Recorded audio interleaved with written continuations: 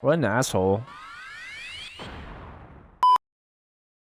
I'll keep it a buck. Sajam made a video recently talking about combos, so I wanted to share my 2 cents. The talking point was of course 2x KO, the direction being that there was a certain homogenization being displayed for routing. Now, I'm not sure how 1-for-1 the routing is between characters, but I think the main thing being referred to here was just getting the charge heavy into another charge heavy to secure yourself a hard knockdown. The classic thing mentioned, like when it comes to getting into fighting games in any capacity, is we all say is like, oh hey, you just see some cool shit happening on the screen and you yourself want to do that too. And man, it really could be a number of things, you know. It could be the neutral aspect, it could be zoning, it could be footsies, but more often than not someone's gonna see like a sick combo happening and that's gonna be the thing that really catches their eye.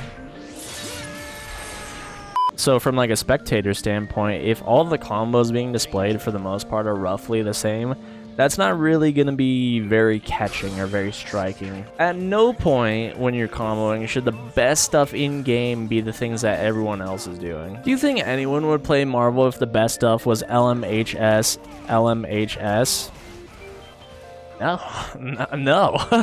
Everyone having similar things that you could do was one of the nice things about Dragon Ball. Like just having that basic foothold that you can do to transition between or just try other characters. And yes, in earlier versions of the game there wasn't a ton of sauce. There's probably more things than we knew. And yeah, like the basic B&Bs are still absolutely functional. Like I still use these combos to this day. The reason for that is because of course they're hard to drop. Yeah, you can still absolutely drop them, but you know, they've become easy. And that's something important to think about. But dude, everybody has sauce in this game. Like, I'm not even like gonna show off the best combo. But dude, everyone's got some good shit, man. Like this is just a fucking basic bitch killing combo. I think this kills without doing a level 2 with Trunks. Yeah, beautiful. So that's just a killing combo. But there's combos that just look tight.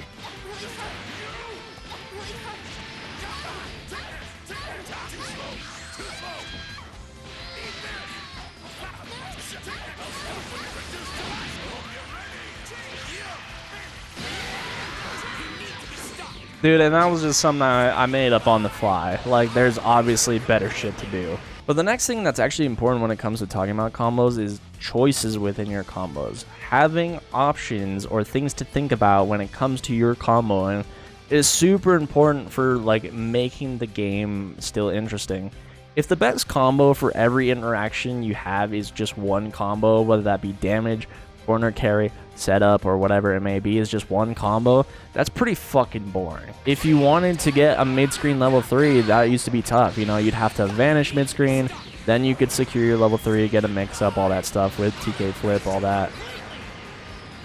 So that was something to think about. But, you know, you could, instead of spending the bar there and getting corner carried mid-screen, if you just wanted the corner, you could just 2H light flip and then get a side switch super dash. You'd switch sides, get a corner, get level 3 for your safe jump, and everything was peachy. You didn't have to spend an extra bar for vanish. That was something to think about too. You know, maybe you, for your character, like something that's important to you is like the mix-up. So you get a setup or a knockdown that's super advantageous. You can do some set play shit, set up some traps, all that good stuff. Dude, maybe, just maybe, it's super important that you get a safe jump because your opponent's just reversal happy, and that's something you need to think about too. Or it could be quite possible that you're looking for your most damaging route to potentially close out a round. Oh, and he gets him again. He's got a real hard read on that now. Oh!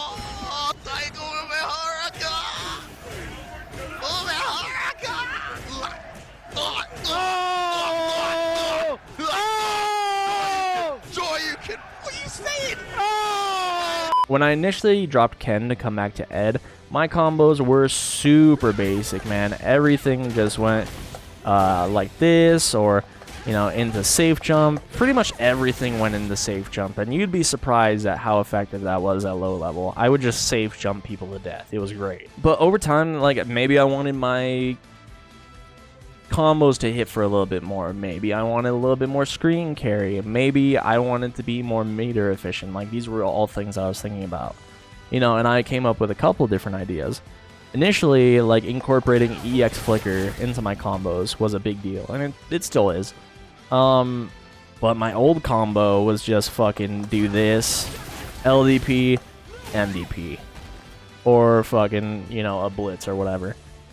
Yeah, and if I wanted to go into level 3, it'd be LDP, M blitz, level 3. Like, that was it. So that was, like, using EX Flicker was way more meter efficient than using Dry Rush. Alright, how much damage did this do exactly? 28, 25? I would hope beyond hope that this does more damage, or else I'm going to be very upset with myself. Yeah, okay, it does more damage. Dude, and then the Dream combo came along, and oh my god, I had a really bad level 2 combo before. I think it was just this. I want to say, I think this is what I used to do. That was my old level 2 combo. Not very flashy. But yeah, then I saw the Dream combo. I was like, dude, I have to learn that. And I don't do it exactly. Like, I have a really crummy variation on it. Oh my god, if I could hit it.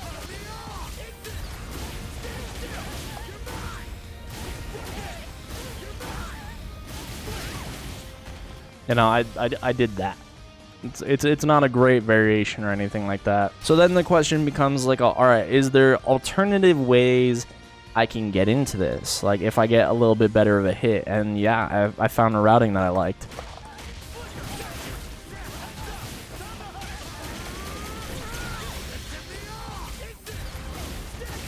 Oh my god, of course I'm not going to be able to land it right now.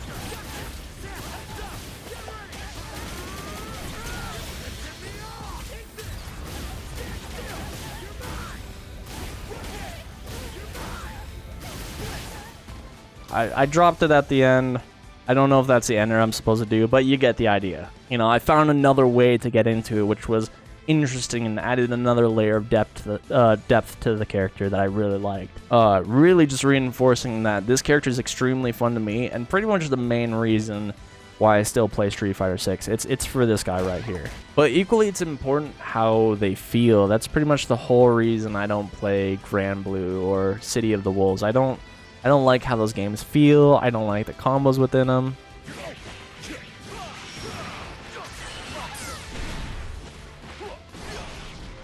You know, obviously better combos than that, but just the way like it feels to do. Like, a lot of the cast in this game follows the basic routing, and like it just doesn't feel good. There's alternatives to this. Yes, of course, there's alternatives to everything that I'm talking about. But I don't know. I just, the way it feels, I'm not into it. I've said this before, but when it came to cracking into Marvel 3 for the first time, dude, I was super about that Spider-Man life, and I would still be down to play him. I would just want to figure out a team for him. And the little bit that I did mess around with the character, like, I figured out a like little baby re-jump into super and whatnot. I could have done a better combo, but it's fine. And well, that was like well and cool and good and stuff. Doing a reverse DP input is like a little tough for me. But then over time I stumbled on this guy, Taskmaster, which he was able to do something similar with a much easier input, which is just forward and heavy for his web swing. And I was able to do something similar for that re-jump with just like a lot less of a hassle, which was very nice for me. But over time, man, like, I just super fell in love with this character. He absolutely is my main character. I love him a lot. I love playing him. He is my favorite character to play. I would throw him on any and every team. I'm totally down. And it's just kind of funny how things like that work out. With that being said, Spider-Man and Taskmaster play completely differently. They are obviously different characters, but they just had this one thing that I liked, and because it was easier on this guy for me to do, I just started playing this guy and never looked back. And man, like, Dante is cool as fuck, but he's an example of like, dude, this character is just a little bit too much for me. Like, I could figure him out if you gave me the time, but he's got a lot going on. But he is sick though. Seeing people play this character proficiently is tight. Like, my combo was just super fucking basic, man. Speaking of basic, like, my Virgil's still basic, but he's come a little ways. He's gotten a little better. But at first, I was literally just throwing him out with all I knew being LMHS, LMHS, and that was kind of the extent of it. And of course, going into Super. But that quickly evolved into LMHSHS, into, you know, this, and then going into Super. Which, you know, slightly better. Not that this one's all that crazy, but I just learned this one now.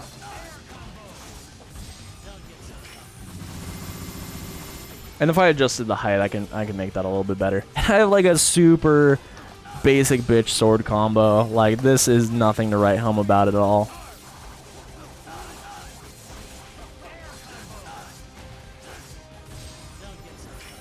Like, it gets the job done, but that's kind of the extent of it. And I dropped the Dante DHC. That's good stuff. I'll figure out better stuff over time. To bring this to a spearhead, yeah, I want variation in my combos. I don't think the best, most effective thing should always be the same things. And I want good and distinct decision making to happen when selecting your combos to like optimize given situations.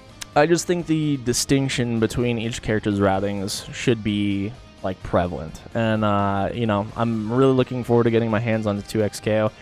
I want it now. I need the game now, but we have to keep waiting.